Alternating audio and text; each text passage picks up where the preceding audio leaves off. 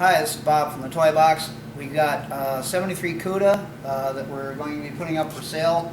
My son used it throughout high school, and we just plain simple don't use it anymore, so it's time for it to be someone else's fun toy. And believe me, it is a fun toy. The car in the show and go in 2002 show and go ran a 1147 at 117.88 miles an hour. It's a deadly consistent car at the track, but it's streetable. It's a fun car that's streetable, and you can race all your buddies and put them on the trailer just for fun. I'm going to go over the good points and the bad points about the car, because there's always room for improvement on any car you ever buy, unless you pay $1 million for it. And this doesn't cost that much, needless to say. Okay, we're going to go through a little bit on the front end, start from the front, work our way to the back. I wanted to show a couple of dings in the front bumper here that were put in over at some point in time. The grill has two little small cracks right here and here, which is normal for the Cuda grills, but the rest of it is in really nice shape. There's no fins knocked out of the main portion of the grill. And Brandon, you can kind of squat down here so people can see the upper part of the grill and see how clean and perfect it is. The lower part of the grill with the signal lights is all in real good shape. It has an aftermarket air dam on it. The balance panel is in perfect condition. And one of the things we changed when we got the car, the hood was in pretty bad shape and had a cowl induction hood scoop on it, which looked really stupid, and we put an AAR hood on it. Right now it's currently propped open because the springs that we got 4 years ago from year one broke in two for whatever reason. They failed, and I've contacted year one and they're sending me a new set. The car is powered by a really well-built 383, runs on 92 octane pump gas. You can run it on less than that, but it really doesn't like it. I don't suggest you do that. I recently replaced the distributor with a better one because the distributor upper bushing was going bad. It's got MSD ignition, a Howell radiator, 3-core radiator, electric fan set up. Because it was a hot rod race car type thing, it got converted over to a GM integral regulated alternator. Also, to get away from having the fan suck 25 horsepower away from the engine, so you could use all the horsepower. I'm estimating the motor is about a 450 horse 383 based upon the way it runs out. Then I've had a lot of race cars. Electric fuel pump and the fuel cell in the trunk, which we'll talk about later. The regulator up here, Holley carburetor, Edelbrock intake, Moroso valve covers. It does have a chrome oil pan as well, which we'll kind of briefly see. Transmission cooler as well up front. And the original fender tag and stuff is still on the car. It was originally a 318 auto car. But it has had a 4-speed in at one point, and the apparatus underneath the dash is still got the majority of the 4-speed stuff, less the pedal. The overall body in this car is unbelievably beautiful. It has one flaw that I'll show later on here, but the sheet metal is very rust-free. If you take a look in the wheelhouse here, I'll get a light here so we can see better how nice it is and how clean the bottom of the fender is here. There's no rust. Didn't have it, never did. Another critical area is the hood hinge area that in the inner fender well that has no rust. So I wanted to make sure I showed that. Of course, the top of the fenders were notorious for rotting through it too. So the car it's a Kansas bodied car, and it just really doesn't have any rust. The odometer, I believe, shows either 32,000 or 36,000 miles on the original speedometer. We're going to take and go into the interior here a little bit. It's pretty basic interior.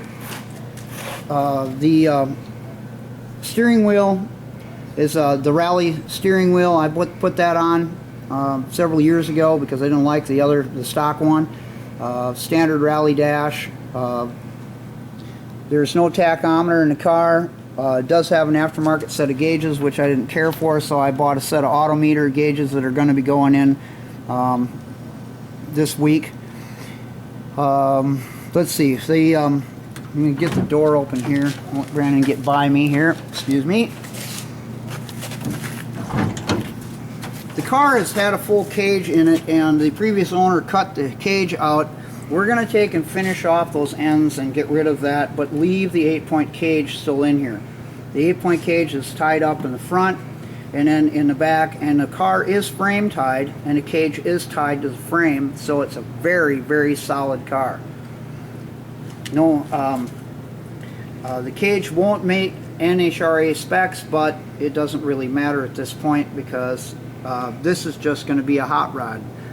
And I'm going to also get rid of the orange cage, and it's going to go black, and it's going to get padded out for passenger purposes. The back seat, I got to pull that. This original back seat and headliner, it is missing some of the back window trim, which will have to be replaced by the new owner. So that will have to be, I don't think it's going to let you zero in much more than that. So that'll have to be addressed at some point by someone else. And really it could use a better job in laying the carpet because whoever did this really didn't do a very good job. $149, year one, and you got new carpet. I want to point out the doors too, how clean the doors are. The door gaskets will have to be replaced. We never got around to doing that because this is just a summer driver anyway. We don't drive it in the rain. But the bottom of the doors, the pinch welds, everything is just flawless on the car. Also, another critical area is like the dog legs of the quarter panels, well, quarter panels in general. These cars rotted out terrible.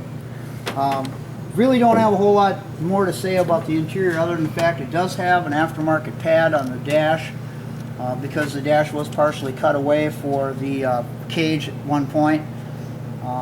The VIN number matches the title, very important there. And that's about all we have to say about the interior of the car. I got the car jacked up right now because I need to put a transmission gasket in it, and I figured I might as well just go through and refresh the transmission so it's crisp. It is 727 torque flat out of a 69 Charger with a cheetah reverse valve body, and this thing shifts like a rocket. It is a manually shifted transmission, so it's 1, 2, 3, whatever gear you put it in, that's the gear you're in, which works out really good because you want to do your burnouts in second gear, never in first gear. Unless you plan on launching your transmission when you shift or blowing your engine. We're going to go, and I'm going to let Brandon get underneath here and with the light and show you a little bit about the underside of the car. You'll probably note right away they have monster exhaust pipes on it. It's got 3-inch exhaust all the way from the headers all the way back, and through like MagnaFlow mufflers. So it's all the Lumicoat, so it should live forever. I'm going to let Brandon get up in here and shine the camera around a little bit because I'm not sure he can really see a lot of it. It's got gas shocks too, 3-way adjustable gas shocks, aftermarket springs, so no rear end wrap up for launch. I want him to be able to see the inner wheelhouse and the back of the quarters here, and so you can kind of get an idea of how nice that really is. You can see up in the, get the light out of the way here. So it's all original undercoating still, unmolested, unrusted. So I'm going to turn the camera around a little bit here so you can get up in the back here so you can see how clean it is. Fender extensions, trunk floor, everything's really solid except where it was cut away to put a fuel cell in it, which is kind of a shame, but it was done pretty decent. So, and everything was welded up pretty solid. So it pretty much covers it. Oh, it's a 8 3/4 rear end, and I believe 355 gears are in it. It's a full posi rear end too, not the limited slip. Fuel cell. I would estimate this about a 12-gallon fuel cell. I don't know the manufacturer of it. Let's see if it says it gives a clue. It really doesn't. So it's just a cheaper one. I want to show the factory undercoating in the on the quarters here, and the factory floor. A few additional holes where somebody probably had a trunk-mounted battery at one point. But and this side as well is very nice, and it still shows the factory undercoating in the inside of the quarter panels.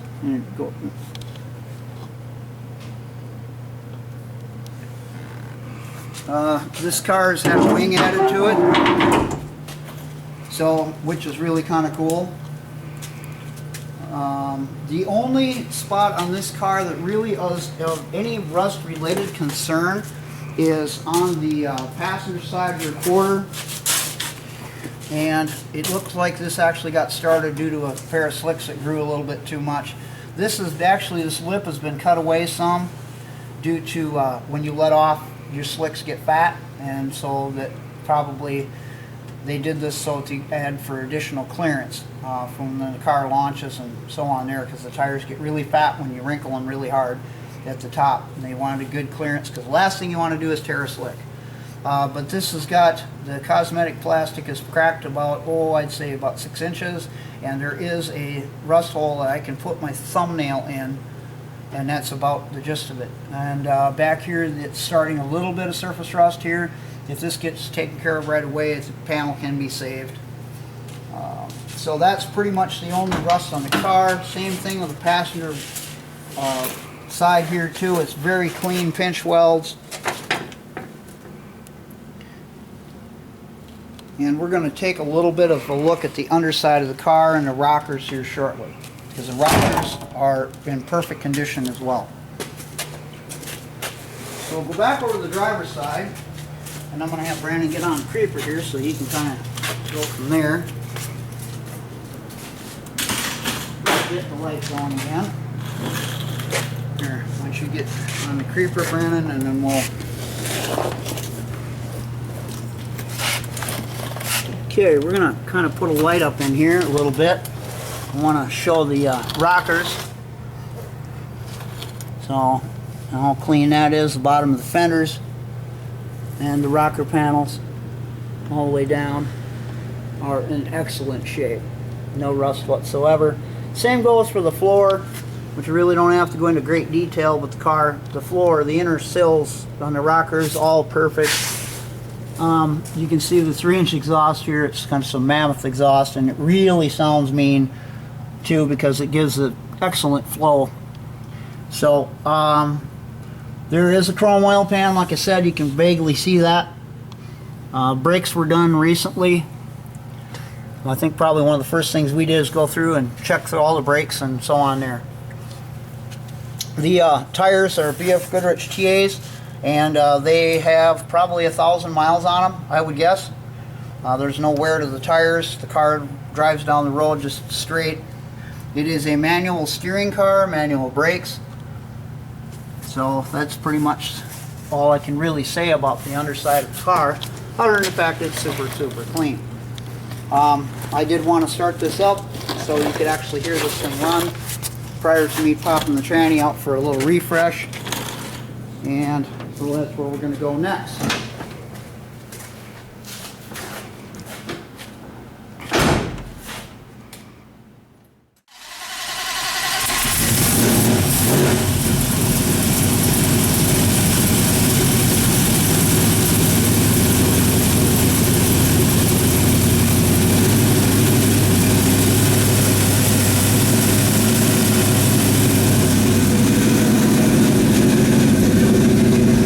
Anyway, I wanted to show the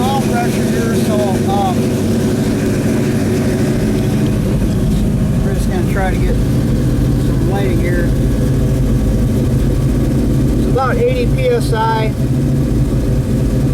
Cold, runs 50 warm, so that's pretty much perfect for what it is. And I have to excuse myself for a little lean condition there. The car does not have any kind of a choke apparatus, so, but we're going to go step out here so you can actually hear what this thing sounds like.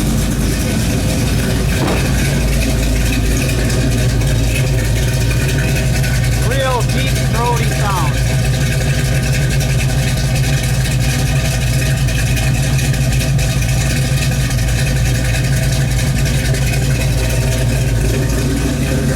As she warms up a little bit, you can see that she stopped shaking a little bit. So on there. One thing about this camera I want to note, this car is Hemi orange, and this camera does not do this color justice. This is a beautiful, beautiful single stage, streetable paint job.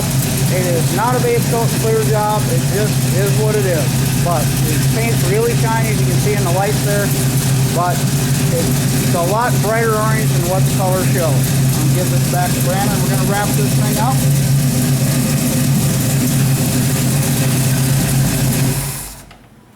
So that's pretty much the gist of the whole car. When we put the AAR hood on this thing, what our thinking was to, and I have to excuse the poll, but that's the best I had at the time.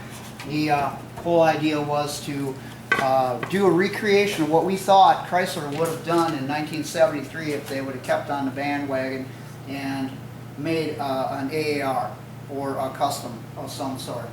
We've enjoyed the car a lot.